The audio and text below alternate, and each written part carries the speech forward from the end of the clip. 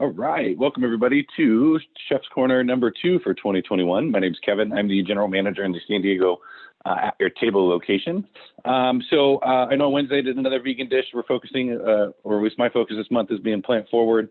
So we're going to do another vegan dish. One thing that I've kind of found throughout going through this process, and I went through being vegan last year, and again, I just kind of lost it over the Christmas holiday, and then I'm picking it back up at the beginning of the new year here, is it's trying to find fun and creative ways, especially on those cheat days when you're craving something that's, maybe just a real feel-good meal, but still fitting in within the healthy parameters and fitting in within, obviously, the vegan parameters you set for yourself, or the vegetarian parameters you set for yourself.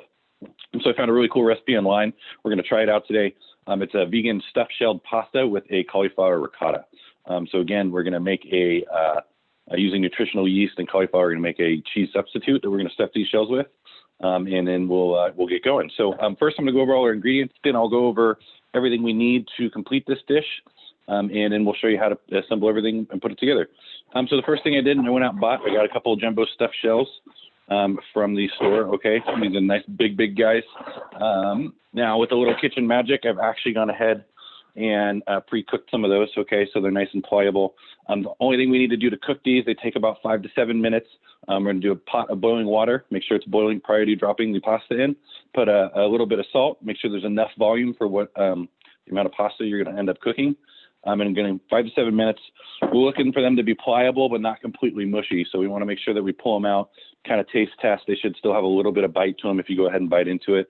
Then what I simply did was I ran them under cold water just to kind of slow down or stop the cooking process. Put them in a bowl off to the side. That way they're cool and easy to handle. Next big component of this is going to be some cauliflower. So again, our cauliflower needs to be cooked. I wanted the interest of time. We only have a little bit of time today. So I've gone ahead and actually cooked the cauliflower completely. Very similar process to the pasta. Large pot of boiling water. We're going to go ahead, a little bit of salt in that water. Drop your cauliflower in. We're using about 3 cups of cauliflower today. So I dropped it in, get it to the point where I could poke a fork all the way through it, where it's super tender, pulled it out, rinsed it out, dried it out real well. And then I've actually kind of, just to make it a little bit easier in my food processor, I kind of just rough diced it there. The other thing we did too, so I had about 5 cups of spinach, and we'll go over the amounts of everything as we're assembling it. And I cooked that down in a saute pan with just a little bit of avocado oil and just some salt and pepper.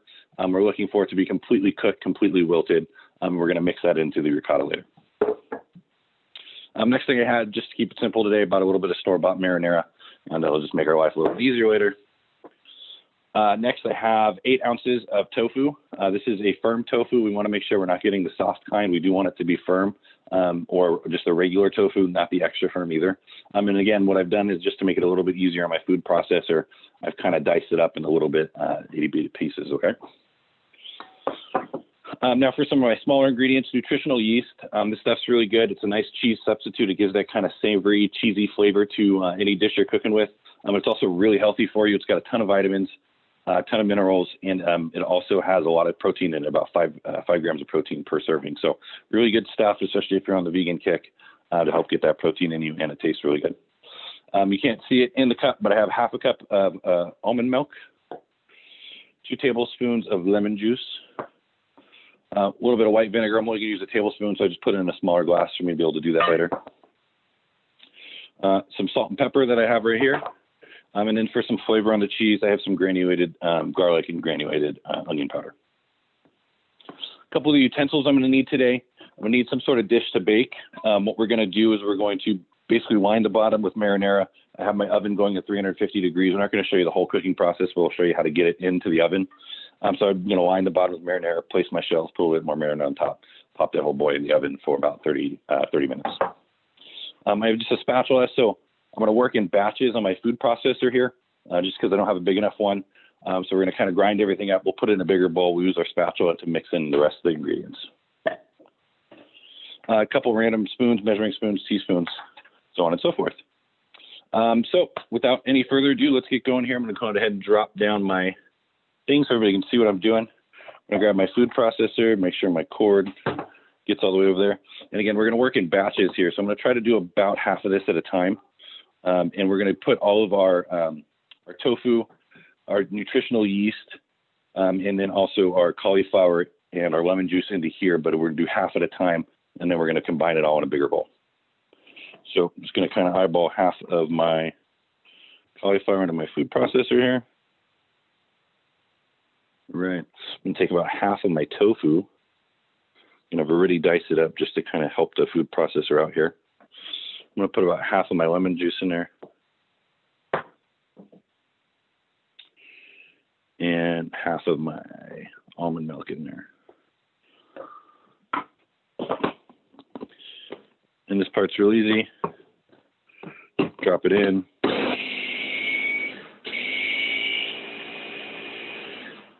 You're going to see it's going to give me that kind of ricotta-esque look to it. We'll pull it out here in a second. Let me actually get that mixed up one more time.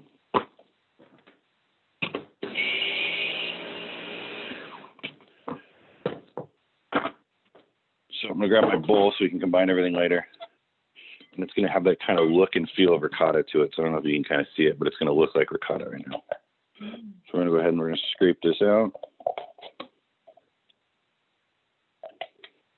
And I don't want to over puree it, so to say. We want a little bit of texture on it. So again, same thing, repeat the process. Also, too, if your cauliflower is complete mush, it's just going to turn into like a juice or puree. So just fork tender is the way we want to do that. Put a little bit of tofu in there. I'm going to combine the rest of my wet ingredients here.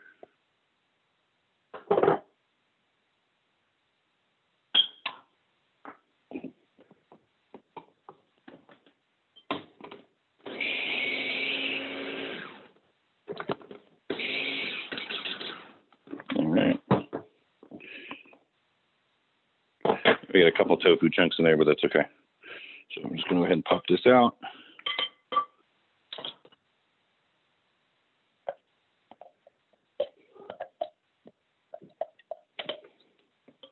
All right. Put all that fun stuff to the side. Okay, so now we're going to do the rest of our ingredients here. I'm going to grab my 1/4 cup of nutritional yeast. I'm going to fold that into our recipe here. I got a teaspoon of each of my garlic powder and my onion powder.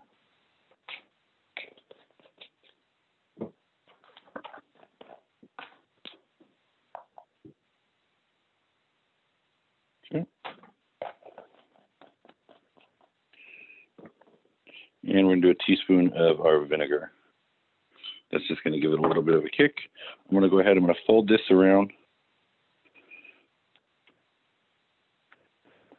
a little bit before I add my spinach in there. Make sure I incorporate all of my dry ingredients in that mixture. Now I'm going to add my spinach straight in.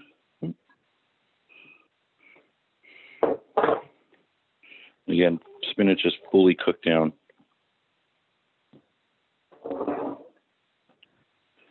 Every time you guys do any kind of prep at home too, like if we're cooking spinach separately, make sure each item is seasoned as we go. So I put seasoning on the salt. I put salt and pepper on my spinach when I cooked it. I made sure the water was salted for the cauliflower. I made sure the water was salted. So that way that everything should be good to taste as we're cooking. That way we're not over or under seasoning at the end. Perfect. Now this is a lot of raw vegetable. So I am going to actually go ahead and put a heavy seasoning of salt and pepper to really just kind of bring out some flavor in there so it doesn't taste so bland.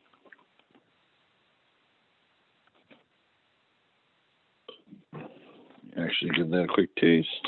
All right, tastes good to me. You can taste all of the salt, pepper, garlic, everything else in there. Clean up my area here real quick. The rest of this is fairly simple. So first thing we do is grab our baking dish. Get our marinara going. And then I'm going to just spoon out some marinara on the bottom of the pan. This is going to help with a couple of things. This is going to help my bottom of my shells not burn up.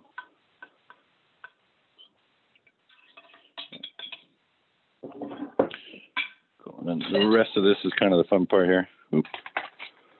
So we're going to go ahead and we're going to start stuffing our shells. So real simple process. I'm going to go ahead and take a little bit of my mixture, and I'm just easily filling the shells here. I don't want to necessarily overstuff them. I'm just going to line them in our pan. I'll show you what that looks like here at the end.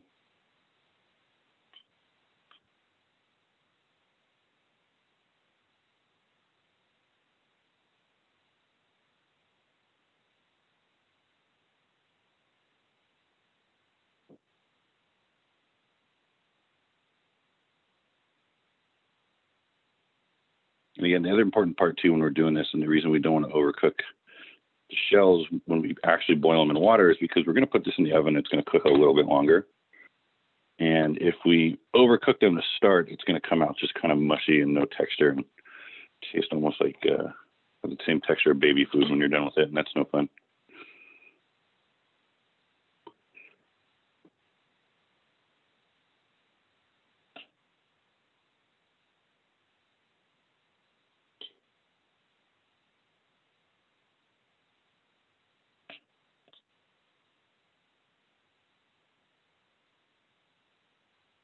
Italian restaurants I've worked in the past, when we've done like stuffed shells or cannelloni, we'd put them in giant piping bags and just squeeze them in.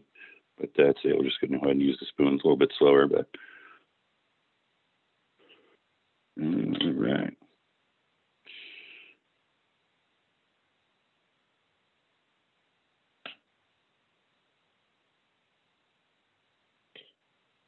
All right, so I got my stuffed shells lined up, there.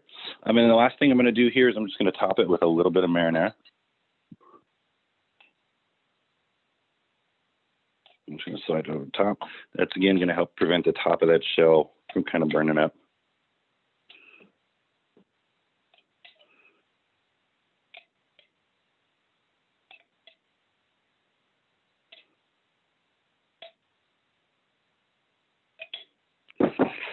All right, perfect. And then the last thing we're going to do is we're going to set our oven to 350 degrees. We're going to go ahead and we're going to throw this in, and we're going to let that sit in there for about 25 to 30 minutes. When we pull it out, we can top it with some fresh basil, and it's ready to serve.